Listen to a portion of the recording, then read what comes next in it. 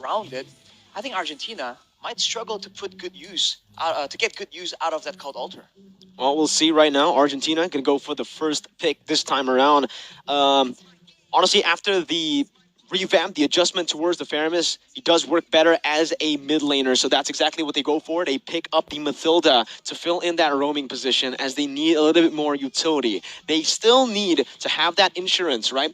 If Slovenia are able to lock a few members down on that call altar, they need someone with that utility to bring them back out, and the Mathilda just provides a good mix of everything. One of the most prio roamers as well, but with that shielding from Mathilda, Slovenia are trying to pick up that Esmeralda and also the Akai, which is interesting because it's gonna be an Akai roam if they do pick this up.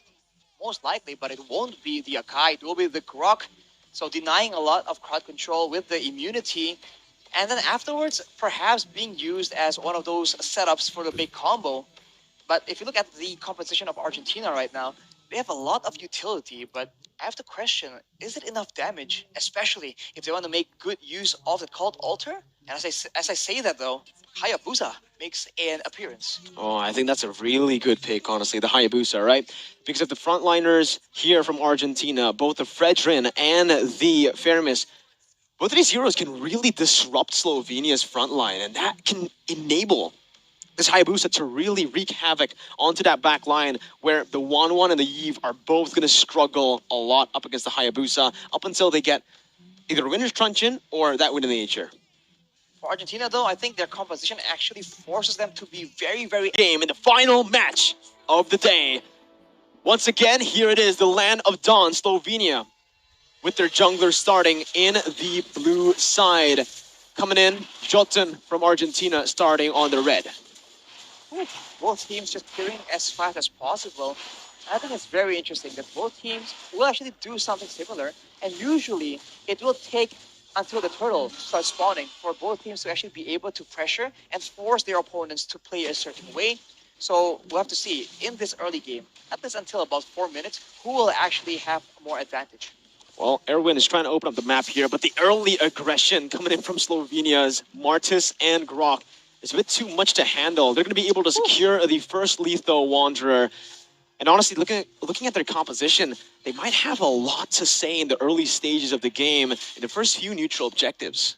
They have a lot of crowd control. They have a lot, well, not maybe the crowd control per se, but they have clear, right? And in the early game, clear in a way is almost more valuable than crowd control because it allows you to move faster. But wait, there's aggression here. Oh, Civ going to be able to dish out the damage, but Erwin picks up the first blood. Clyde now still able to run away, but here it is. Jotun comes in with a shadow kill. Clyde flickers out, but it's not enough to get him to safety. Jotun picking the second kill of the game. Through, stunning them up. Rimuru getting the shield in.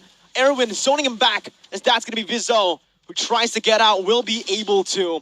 And here it is. Slovenia able to finally trade something back. They're able to steal away that turtle from the hands of Argentina.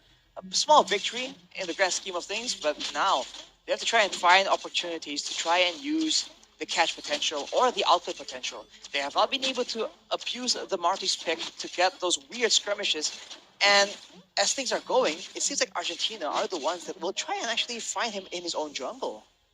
It's tough, right? Because we actually mentioned it early on. Slovenia does have the better composition when it comes down to neutral objective control. But if Argentina gets this kind of tempo in the way they're able to gank, in the way predict the movement as a shadow kill is being used right here. Oh! He gets baited in the tier 1 and he's gonna get taken down. Jotun with an amazing quad shadow play to bait that from the side of Team Slovenia. Papadog very aggressive into that tier 1, under it. Meanwhile, on the top side, it does seem like Civ was able to win out in the 2v1. Everything is collapsing for Team Slovenia as Argentina look to convert. Absolute disaster right now as Slovenia. They're losing objectives left and right. Right now, it seems like Argentina will rotate and try and get some more in the bottom side. Rrq needs to be a bit more careful here. It's a very dangerous situation. Well, Rrq still has a sprint. Doesn't use it just yet. And here it is, the isolation coming in for the shadow kill to deal so much damage. And it's another conversion for Team Argentina. Top side tier 2 and that XP lane tier 1 falling. I swear, I've seen Civ use his ultimate to push waves at least 6 times throughout the whole game. That pressure coming in from the goal lane, it's just so oppressive, as the purple buff is the next target for Argentina. And it's another brilliant forced error from Team Argentina here, because with that threat onto the purple buff, it basically forces Vizzo to use that retribution. Meanwhile, you can already see Jotun soloing that turtle, picking it up, getting a beautiful trade on the board for Argentina. Argentina is working towards so many things at the same time, and they are succeeding at every single endeavor. The top side, though, Papadog just pulling away a lot of pressure.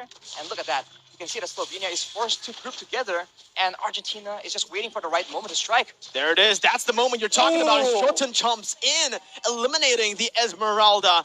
Meteoro coming in. That's going to be the real world manipulation. Popped in, but it's instantly canceled out, as he wasn't able to dish out any damage towards the Argentinian players. Another turret, tier 2 in the XP lane, taken for free. No trades. It's so slow but sure from Argentina. I'm very surprised to see how disciplined they are, and as we mentioned, the experience definitely shows. It's a different level of performance, and now Argentina, they're trying to actually do a lot of damage, because Slovenia, they are desperate to try and find something, some kind of play to try and equalize, because they are struggling right now. Looking at the gold lead, Arashi, 8 minutes, 8,000 gold lead. Look at the items. It's just looking bleak for Team Slovenia currently, with the Beatrix securing a Hunter Strike and BOD, not even caring about any defense. No defense whatsoever right now. They're snowballing, and they understand that. Not necessary as of now. Jotun as well, with the Malefic Roar being rushed. So he has a lot of damage potential. Even though you send maybe your XP laner, your tanks against him, he has itemized accordingly. So the split push game is still available for Argentina, and they have not used it to its full potential just yet. And Slovenia already is struggling without it. Again, the gold lead is still at 8,000. Argentina are doing a really good job at just suffocating Slovenia, while also waiting for that timer on the spawn timer for the side of the Lord. Look at the damage. What was that? It was a snipe by Civ, and it's a kill over for Meteoro. Wow. Wait. Maybe use a spell before the escape was used? We'll see, but now, not even done yet. Look at Argentina going in, Mirko. My goodness, Argentina just going at it. Vizzo trying to jump in onto Civ, but the damage comes through. Civ just guns Vizzo down. It's a 4-0. Once again, no trades on the board as they look to collapse once again onto Clyde, who's not going to be able to tank, to soak the damage from the Argentinian members. They're going to go for kills before they ultimately end the game in 9 minutes of game time. Another dominant